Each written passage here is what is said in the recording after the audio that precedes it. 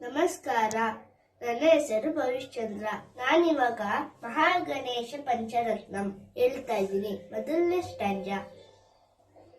ಮುದಾಕರಾತ ಮೌದಕಂ ಸದಾ ವಿಮುಕ್ತಿ ಸಾಧಕಂ ಕಲಾದರಾವತಂಸಕಂ ವಿಲಾಸಿ ಲೋಕರಕ್ಷಕಂ ಅನಾಯಕೈಕನಾಯಕಂ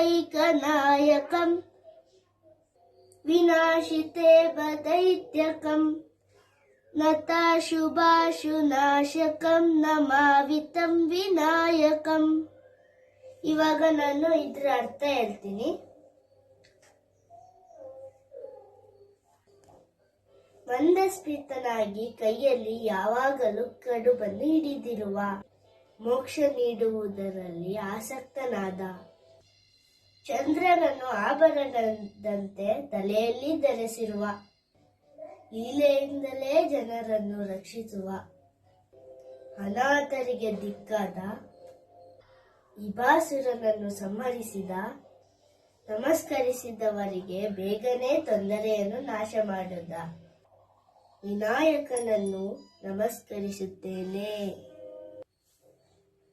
ಧನ್ಯವಾದಗಳು. Next second para ನಾಳೆ ಹೇಳ್ತೀನಿ.